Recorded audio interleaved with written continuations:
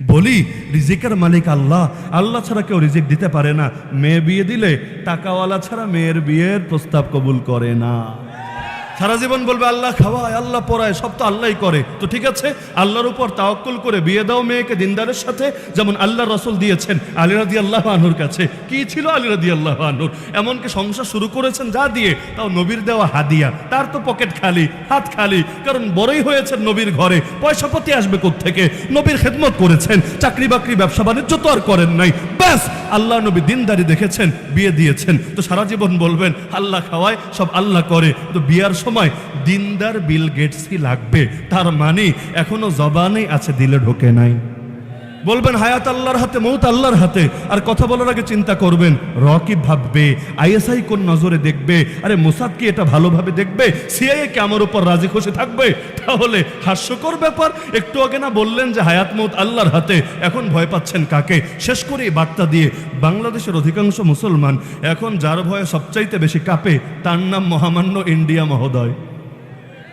জানেন না মনে হয়? জানেন না মনে হয়? এমন কিছু করা যাবে না যাতে ইন্ডিয়া মামা নারাজ হবে, এমন কিছু বলা যাবে না হুজুর যাতে ইন্ডিয়া নাখোশ হবে। হ্যাঁ, এখন শুনতেও আবার ভয় পাচ্ছেন নাকি?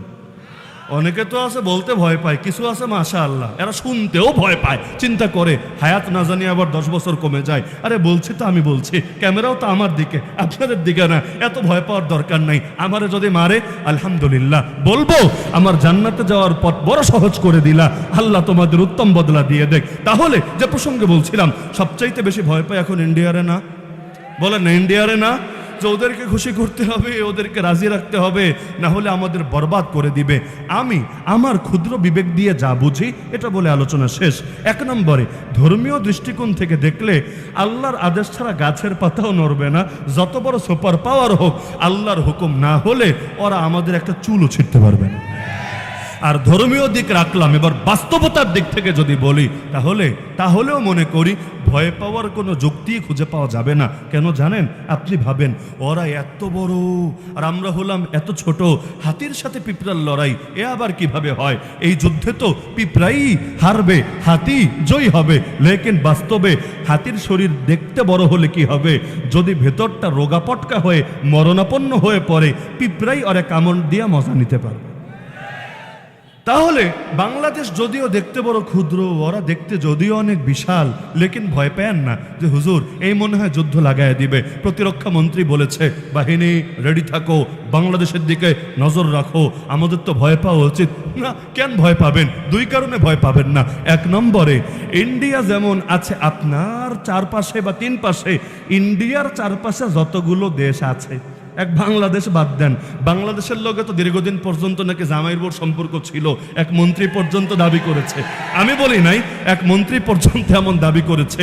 আর বন্ধু বান্ধবের সম্পর্ক তো নিয়মিতই চলে, একটারে বলে রানী আর একটারে বলে রাজা, মানে দেশের নামই রানী আর এক জায়গায় চলে রাজা, এরকম বৈচিত্র্য চলে।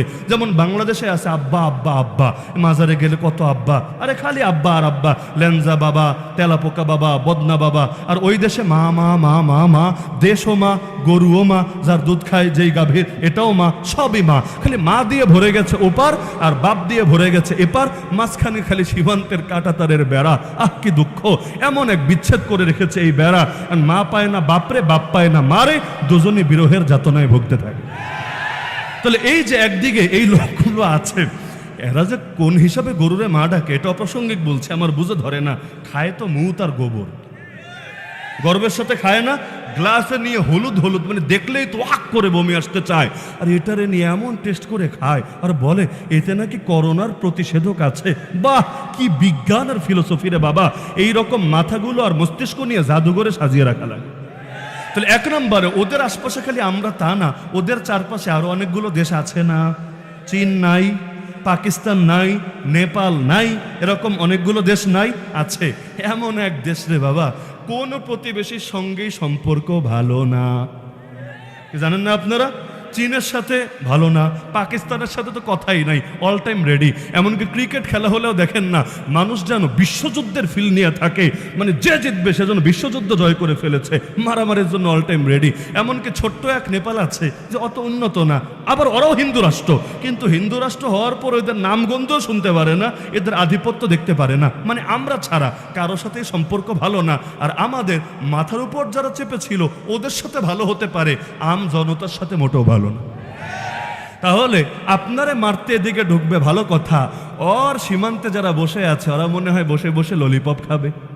ওরা তো বলবে এটাই সুযোগ, ওর বাহিনী গিয়েছে আরেক দেশ খেতে, এখন তো লিগ্যাল হয়ে গেছে আমাদের জন্য এই প্রসেস, এবার আমরা মাজলুমের সাহায্যে এগিয়ে যাব, মাজলুমরে তো বাঁচাবো, ওর কলিজাও গিলে খাবো। ৭১ যেমন আমাদেরকে সাহায্য করতে এসেছে, কারণ পাকিস্তানের সঙ্গে আমাদের যুদ্ধ হচ্ছে, ভালো কথা।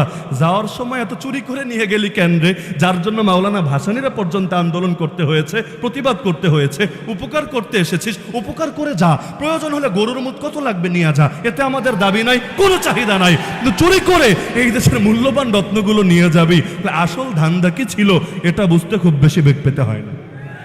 আরো ধান্দা ছিল, সবগুলোর নাম মুখে নাই বা আনি, অনেকে সহ্য হবে না, একটা বলি, বাকিগুলো ইশারা থেকেই বুঝে নিয়েন। তাহলে দেখা যাচ্ছে একদিকে ঢুকবে, আমাদের সাহায্য করার অজুহাত দিয়ে ওর ভেতরে ঢোকার জন্য অন্যরা বসে আছে। রাহুল গান্ধী গিয়ে আমেরিকা দাবি করে এসেছে যে নয়াদিল্লি সাইজ, যেটা নয়াদিল্লি চেনেন না, রাজধানী, নয়াদিল্লির যে সাইজ, লাদাখ, কাশ্মীরের পাশে যেটা লাদাখ, ওই লাদাখ থেকে ঠিক এই পরিমাণ অঞ্চল ইতিমধ্যে চীন দখল করে পায়ের উপর পা তুলে বসে বসে খাচ্ছে।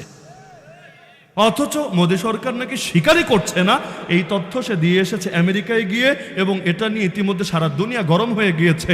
এরাও এক বাক্যে অস্বীকার করতে পারে না, অস্বীকার করবে কিভাবে, চীনের সঙ্গে লাগার সাহসও কাজ করে না। তাহলে একদিকে ঝামেলা, তোরা ঢুকবি আমাদের ভেতরে, তোদের ভেতরে ঢোকার জন্য বহুজন রেডি আছে। আর বিশেষ করে আমেরিকার মতো যে দেশগুলো আছে তাদের সাথে আমাদের বর্তমান নেতার সম্পর্ক কিন্তু খারাপ না, কি জানেন না আপনারা?